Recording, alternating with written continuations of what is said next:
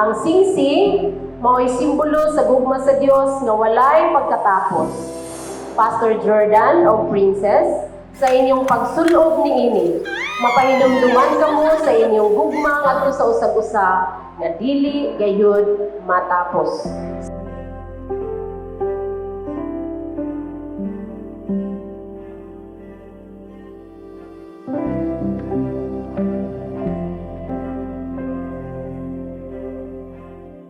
To my first and last boyfriend, my beloved Jordan, now my husband, I thank God for the wonderful 5 years and 5 months of our long-distance relationship. 7 years ago, when I was having my quiet time with the Lord, I prayed for a man who is God-fearing and responsible. Truly, God answered my prayers. He gave me a man, a transformed man like you.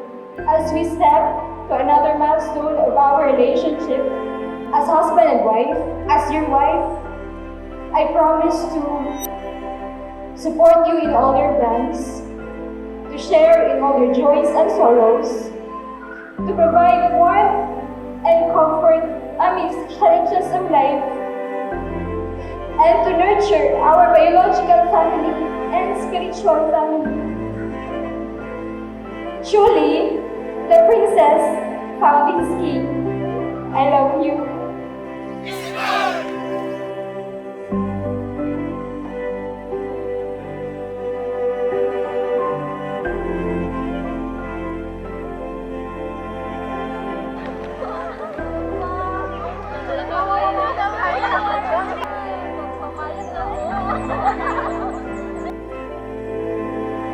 Masayod ang Dios o saksi kita kung unsa kabug-at, unsa kataas, o unsa kalapad ang atong challenges na diin naagihan diha sa mga adlaw na diin ato pang ipaliko ng atong ugma. Nahimong bang layo ang atong mga dapit na diin usahay mahimo kini babag tungod kay daghang mga higayon na gusto kita maguban pan subo kay layo man kita.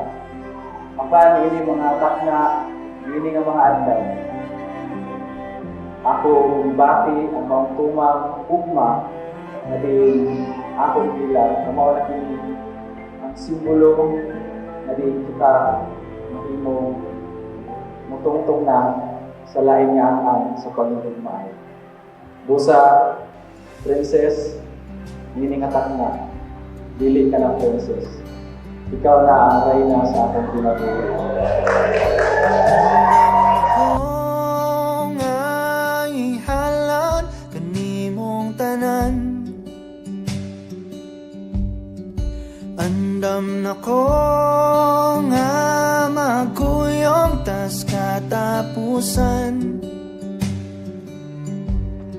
Huwag paglubag kong gugma, kung di mo lubag na kitarang duha, guniti ang akong kamot painguntan dito sa altar, ug akong isugid sa kahitasan ako kang gimahal. Wayay amo ini sa ija problema pagkaasahin sa amo. Ug sa bada si Ja, dili na mo extend kay nagplano na bada si Ja na magminyo na. Bisan unhon pa namo si Ja paghangjo na adto anay, dili na gajud kuno si Ja. Kay grabe na bada gajud an ija. Oros-oros na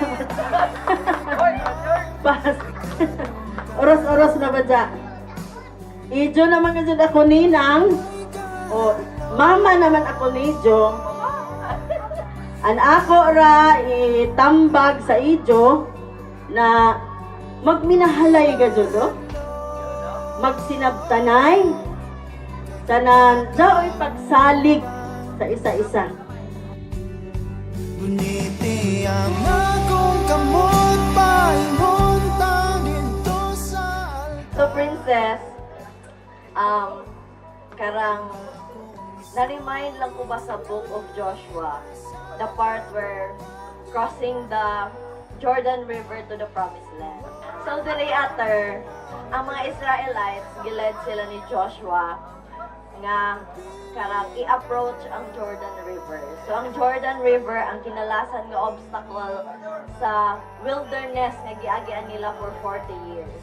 And after the Jordan River, na dito ang i-promise ni Lord sa ilaha nga i-conquest nila nga promised land. Pag-abot nila sa Jordan River is kanang sa ka-strong sa current is insurmountable kayo dun siya sa pananaw nila. Pero before sila ni journey to the Jordan River, kay na-instruction si Lord. So, the moment ni obey sila, that time sa Jordan River is bahalag kung sa ka-strong ang current, ni stand still dyan ang tubig. Nakatabok sila. Diba? So, in the same way, sa imuhang life is, this is an extraordinary event na markahan ang crossing sa Jordan River, and it symbolizes the fulfillment of God's promise sa mga Israelites. In the same way, sa imuhang life, dili aksidente nga gitagaan ka ni Lord og Jordan. Oy, tinuod, ikaw ang last obstacle na nga ihatag ni Lord para together you will journey sa promised land. Diba? The moment nga nag-cross inyong path ni Jordan is kanang embrace your destiny, embark in a new journey nga kauban mo. So karon sa imuhang life kay kanang daghan mi nga witness dili ko sila. Despite kay grabe ang imuhang faith, grabe imuhang pag-stand, grabe imuhang karang still positive imuhang outlook sa life. Kaya this time, gitagaan ka ni Lord of Jordan para together kamo na ang journey sa promised land. Dili na ka-alone sa imuhang obstacles at sa imuhang challenges. So, to Jordan, common man jud sa ato always ang Proverbs 31 no, katong about sa noble wife. The character of a noble wife. So, sa Proverbs 31 verse 10, an excellent wife who can find. She is far more precious than jewels.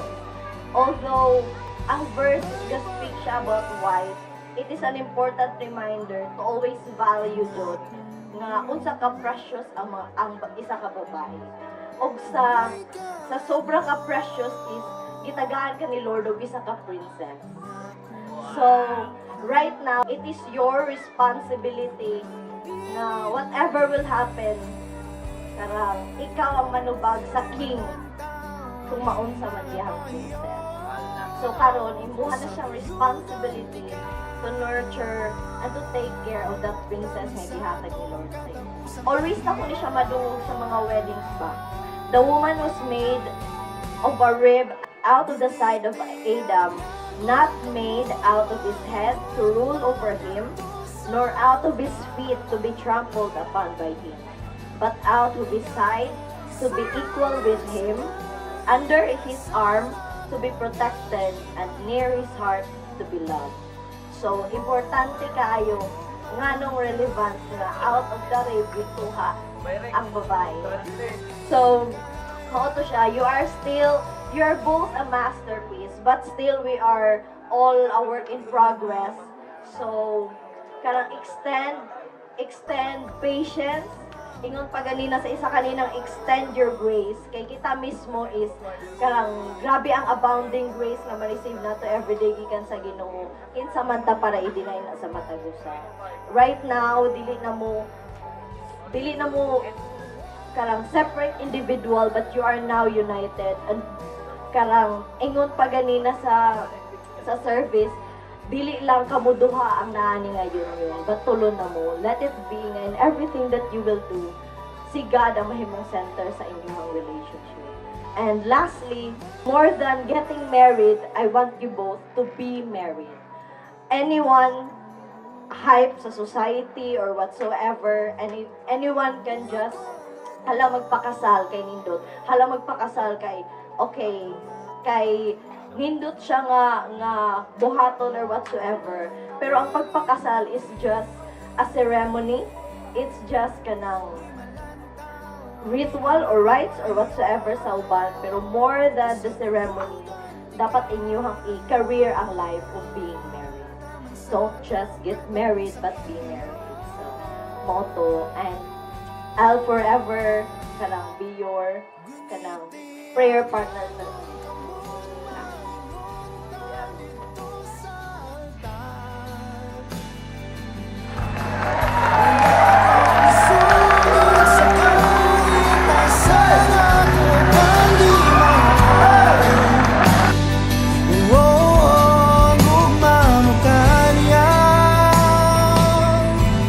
Mapabilis